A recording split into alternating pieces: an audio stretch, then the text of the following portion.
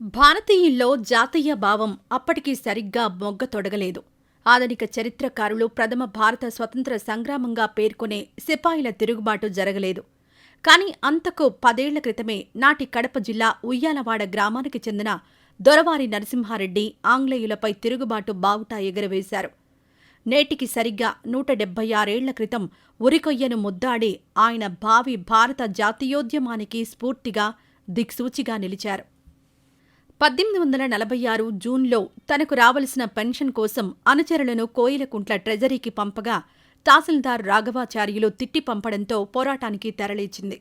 July 7 లేదా 8 తేదీల్లో చాగలమర్రి తాలూకా రుద్రవరం గ్రామాన్ని కొల్లగొట్టుకుపోతుండగా మిట్టపల్లె వద్ద పోలీసులతో పోరాటం జరిగింది.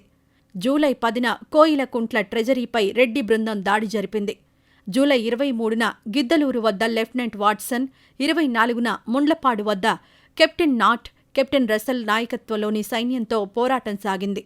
అక్టోబర్ 6న పేరు సోముల కొండల్లో పట్టుబడ్డారు.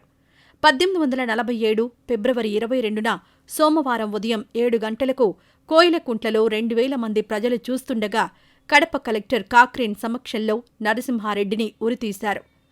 1877 వరకు ఆయన తల ఉరికంబానికి వేలాడుతూనే ఉంచారు. నరసింహారెడ్డి తన పెన్షన్ కోసం తిరుగుబాటు చేశారే తప్ప బ్రిటిష్ పాలకులను వెళ్లగొట్టాలన్న లక్ష్యంతో కాదని ఇటీవల సోషల్ మీడియా వేదికల్లో కొందరు వాదించడంలో నిజం లేదని జిల్లాకు చెందిన చరిత్ర పరిశోధకుల అభిప్రాయం. పెన్షన్ కోసమే అయితే సుమారు 9,000 మంది ప్రజలు తిరుగుబాటులో ఎందుకు పాలు పంచుకున్నారన్న ప్రశ్నకు విమర్శకుల వద్ద సమాధానం లేదు. కరువులు వచ్చి పంటలు పండకపోయినా భూమి శిస్తు వసూలు చేసేవారు. పైగా శిస్తుల భారం అధికంగా ఉండడంతో అనేక గ్రామాల్లో వేలాది ఎకరాల భూములను రైతులు బీళ్లుగా పెట్టాల్సి వచ్చింది. గ్రామ కట్టుబడి బంట్రోతులు అనుభవించుకుంటున్న మాన్యం భూముల వంశ పారంపర్య హక్కులు ప్రభుత్వం రద్దు చేసింది. సంతతి లేకుండా మరణించిన కట్టుబడుల భూములను లాగేసుకున్నారు. గ్రామ విధులను సరిగా నిర్వర్తించలేదని కొందరి తవర్జీ తగ్గించారు. బంట్రోతులను బదిలీ చేయడం, గ్రామ పోలీసు వ్యవస్థ పునర్నిర్మాణానికి ప్రయత్నించారు. ఇవన్నీ కట్టుబళ్లలో అలజడి కలిగించడంతో నరసింహారెడ్డి వెంట నడిచారు. ఈ కేసు విచారణ చేసిన స్పెషల్ కమిషనర్ ఇంగ్లీష్ స్వయంగా ఈ వివరాలను బోర్డ్ ఆఫ్ రెవెన్యూకు నివేదించారు. ఈ కారణాల రీత్యా దీన్ని రాయలసీమ రైతాంగం జరిపిన తొలి తిరుగుబాటుగా భావించాలని చరిత్రకారులంటున్నారు. జాతీయ నాయకుల మాదిరే నరసింహారెడ్డిని కూడా ఒక సామాజిక వర్గానికి అంటగట్టి మాట్లాడే ధోరణి సరికాదని మేధావుల అభిప్రాయం. నరసింహారెడ్డి గురువుగా భావించే గోసాయి వెంకయ్య ప్రధాన అనుచరులైన కరణం అశ్వార్థామ, జంగం మల్లయ్య, వడ్డే ఓబన్నలతో పాటు చెంచులు, యానాదులు, బోయలు, వడ్డెరలు తిరుగుబాటులో ప్రధానంగా పాల్గొన్నారు. చివరకు బ్రాహ్మణులు సైతం పాల్గొన్నారంటే ఆ తిరుగుబాటుకున్న ప్రజా పునాది అర్థమవుతుందని మేధావులు స్పష్టం చేస్తున్నారు.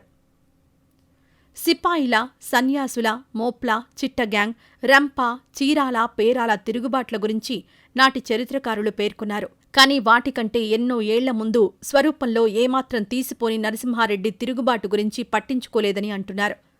1955లో బెంగాలీ చరిత్రకారుడు ఎస్బి చౌదరి మాత్రమే తాను రాసిన civil disturbances during the British rule in India అనే గ్రంథంలో నరసింహారెడ్డి తిరుగుబాటు గురించి ప్రముఖంగా ప్రస్తావించారు.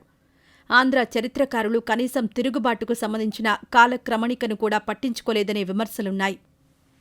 ఉయ్యాలవాడ నరసింహారెడ్డి వర్ధంతి సభను బుధవారం నిర్వహిస్తున్నారు. రాష్ట్ర ప్రభుత్వం నరసింహారెడ్డి జయంతిని అధికారికంగా నిర్వహించడం, కర్నూలు ఎయిర్పోర్టుకు ఆయన పేరు పెట్టడం అభినందనీయం.